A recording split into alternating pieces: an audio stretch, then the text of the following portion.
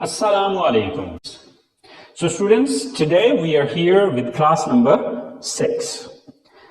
Class number 5 के अंदर हमने सिंपल क्वेश्चन के आंसर करना सीखा था कि किस तरह से हम हाँ में जवाब देंगे और किस तरह से ना में जवाब देंगे। आई होप सो आप लोगों ने ट्राई किया होगा, उसको प्रैक्टिस किया होगा और क्वेश्चन भी बनाए होंगे और उनके फिर आगे यस नो में आंसर्स भी किए होंगे।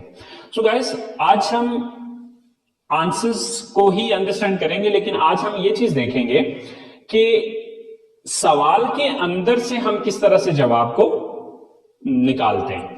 मीन टू से कि जस्ट जो क्वेश्चन हमसे पूछा गया है उसी क्वेश्चन के अंदर एक से दो लफ्जों के अंदर चेंजिंग करके आप उसका आंसर किस तरह से बनाते हैं। देखिए, ज्यादातर हमारे सवाल का जवाब हमारे सवाल के अंदर ही मौजूद होता है, जस्ट हमें एक से दो चेंजेस करके उसको आंसर में कन्वर्ट करना होता है। तो चले आए स्टार्ट करते हैं कि किस तरह से। तो स्टूडेंट्स, ये कुछ सेंटेंसेस हैं, कुछ क्वेश्चंस हैं, तो चले आए देखते हैं कि हम इन क्वेश्चंस के आंसर इन्हीं क्वेश्चंस के अंदर से किस तरह से निकालेंगे। सो क्या आप कॉलेज जाते हैं? Do you go to college? Okay, so now we gonna give the answer. तो आप देखेंगे इसमें यही सारा सवाल रहेगा, आपको डू की जगह यस या नो लगाने की जरूरत है। यस, अब देखिए इसके दो ही पॉसिबल आंसर है, या तो यस होगा या फिर नो होगा। सो इस यू को चेंज कर लेना आई में, बाकी अगला सारा सेम टू सेम यही रहेगा। हाँ, अगर आगे को प्रोनाउन आ रहा है तो उसको चेंज करने की जरूरत है, बट प्रोनाउन चूंकि अभी डिटेल से हमने पढ़ा नहीं है, उसको अभी डिस्कस नहीं किया, इसलिए मैं उस डिटेल में अभी फिल वक्त नहीं जाऊंगा, लेकिन अगली क्लासेस में इंशाल्लाह उसकी भी डिटेल आपको बताऊंगा। सो यस आई, नेक्स्ट जो बकिया बचता है सवाल के अंदर सेंटेंस, वही सेंटेंस हम यहां पर लगा देंगे। So yes I go to college. So अगर आप इस आंसर को देखें तो हमने सिर्फ ये दो वर्ड चेंज किए, बाकी सारा वही सवाल वाला ही उठा लिया। अब इसी को अगर हम नो में कर दें तो यस की जगह लगाएंगे नो आई, और यहां पर अब डोंट लगाना पड़ेगा। No I don't go to college, क्योंकि ऑलरेडी आपको पता है कि जब हम नेगेटिव बनाते हैं तो सब्जेक्ट के बाद हम डोंट लगाते हैं। सो नेक्स्ट क्वेश्चन, क्या मैं इंग्लिश बोलता हूं? Do I speak English? क्या मैं इंग्लिश बोलता हूं?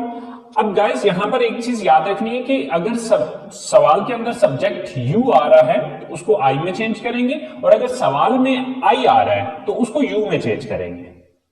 सो जैसे कि डू की जगह यस, यू को सॉरी आई को चेंज किया यू में।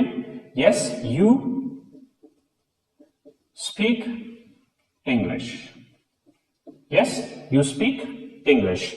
अब अगर नो में यही आंसर करना है तो यस की जगह नो लगा दें, यू, और आगे आपको पता है कि सब्जेक्ट के बाद डोंट लगाना है। Yes sorry no you don't speak English. No you don't speak English. Next question is, क्या हम क्रिकेट खेलते हैं?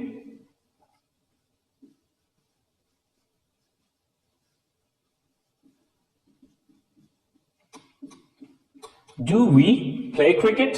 अब इसके दो पॉसिबल मीन आंसर्स हैं, बट इसमें ये जो वी है ये या तो वी ही रहेगा या फिर इसको यू में कन्वर्ट कर सकते हैं। अब देखना ये होगा कि जो बंदा सवाल पूछ रहा है वो अपने बारे में बात कर रहा है या आप खुद भी उसमें शामिल हैं। अगर तो वो सिर्फ अपने बारे में बात कर रहा है या अपने साथ जुड़े हुए कुछ और लोगों की बात कर रहा है, लेकिन आप खुद उसमें शामिल नहीं है, यानी कि जिस बंदे से सवाल कर रहा है वो बंदा उसमें शामिल नहीं है, तो फिर यू लगाएगा। अगर आप खुद भी उसमें शामिल हैं तो फिर उसमें आपको वी ही लगाना पड़ेगा। तो इसके दो पॉसिबल आंसर हैं। एक तो आप ये कहेंगे सॉरी यस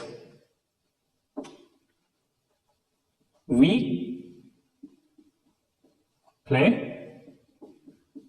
क्रिकेट। देखिए वी उस सूरत में होगा कि अगर जिस बंदे से सवाल पूछा जा रहा है वो भी शामिल है, लेकिन अगर फर्ज करें वो बंदा खुद शामिल नहीं है तो इसकी जगह फिर हम वी नहीं लगाएंगे बल्कि यू लगा देंगे। Yes you play cricket. Okay, तो वी उस सूरत में होगा कि जिस बंदे से सवाल पूछा जा रहा है ठीक है, वो खुद भी इसमें शामिल हो, ठीक है। और अगर वो बंदा खुद शामिल नहीं है तो फिर वी नहीं लगेगा, बल्कि आप वी यू में कन्वर्ट कर देंगे। सो अगर नो में आंसर करना हो तो नो, वी या यू, अब वो डिपेंड करता है क्वेश्चन पे। So don't play cricket, okay. So no, we are you don't play cricket. So हमारा नेक्स्ट क्वेश्चन है, क्या वो किताबें पढ़ते हैं? Do they read books? Do they read books? So do की जगह yes, next same to same, they read books. और अगर आप इसी को नो में लेके जाते हैं, no they don't read books. So guys, अब देखिए कि हमने ये जो 4 क्वेश्चन बनाए हैं, इन क्वेश्चन के अंदर अगर हम देखें तो कोई लंबा चौड़ा चेंज नहीं किया हमने, सिर्फ एक शुरू में यस या नो लगाया है और आगे सब्जेक्ट को अगर जरूरत पड़ी है तो हमने जो सब्जेक्ट को चेंज किया है। अब आगे मैं आपको ये चीज भी बता देता हूं कि कौन कौन से सब्जेक्ट किस में चेंज होंगे और कौन से सब्जेक्ट चेंज नहीं होंगे। सो स्टूडेंट्स, ये वो वर्ड हैं जो कि आपके अगर सवाल के अंदर आ रहे हो तो आप उनको इनमें चेंज कर देंगे। अगर आपके सवाल के अंदर यू आ रहे हैं तो उसको आप आई में चेंज कर सकते हैं या फिर वी में चेंज कर सकते हैं। अब देखना ये होगा कि सवाल आप अकेले के बारे में पूछा गया या आप 2 या 2 से ज्यादा लोग हैं। अगर अकेले हैं तो आई यूज करेंगे जवाब में, और अगर 2 या 2 से ज्यादा लोग हैं तो फिर वी यूज करेंगे। अब अगर सवाल के अंदर आई आया तो उसको हम जवाब में यू में चेंज कर देंगे। अगर सवाल में वी आया है तो उसको वी में भी यूज कर सकते हैं और यू में भी यूज कर सकते हैं, क्योंकि अब ये डिपेंड करेगा कि सवाल किसके बारे में है। यानी कि सवाल जो है वो जो बंदा पूछ रहा है वो सिर्फ अपने बारे में पूछ रहा है या उसने आपको भी शामिल किया। अगर सिर्फ अपने बारे में पूछ रहा है तो आप यू का वर्ड यूज करेंगे, और अगर आपको भी साथ शामिल किया है तो फिर वी का वर्ड यूज होगा। अगर सवाल में योर आ रहा हो तो उसको माई में भी चेंज किया जा सकता है और अर में भी चेंज किया जा सकता है। अगर सवाल में माई आ रहा हो तो उसको योर में चेंज किया जाएगा, और अगर सवाल में अर आ रहा हो तो जवाब में योर या अर इस्तेमाल होगा। स्टूडेंट्स, अगर इनमें से कोई सब्जेक्ट आ रहा है तो फिर इनको चेंज करने की जरूरत नहीं है, सिर्फ आपने यस या नो क्वेश्चन के अंदर लगाना है। बाकी जो अगली स्टेटमेंट है या अगला जो सेंटेंस है उसको सेम एज इट इज जिस तरह वहां पर दिया गया सवाल के अंदर बिल्कुल सेम टू सेम वही आपने इस्तेमाल करना है। सो आई होप सो स्टूडेंट्स, आप लोगों को इस बात की समझ आ गई होगी। सो अब नेक्स्ट जो है वो मैं आप लोगों को 10 सवालात दे रहा हूं जिनके आपने यस नो में आंसर करने हैं, और ये आंसर आपने बिल्कुल वैसे ही करने हैं जो तरीकाकार मैंने आपको अभी समझाया है। सो स्टूडेंट्स, ये 10 सेंटेंसेस ये हैं, देख लें जरा। Do you watch TV? Do they learn English? Do we use the computer? Do I sit here? Do you live in this city? Do we go to mosque? Do they go for morning walk? Do Asim and Ahmed study in this college? Do they work in this factory? Do you visit different parks? So guys, in sentences को आपने English में convert करना है। तो इंशाल्लाह यही sentences जो है वो मैं अगली क्लास में बनाऊंगा। तो आपने अपने सेंटेंसेस देख लेने क्या है कि जो सेंटेंसेस मैंने बनाए और आपने बनाए आया कि वो सेम है या उसमें कोई कमी बेशी है। So guys, I hope so आप लोगों ने क्लास को एंजॉय किया होगा।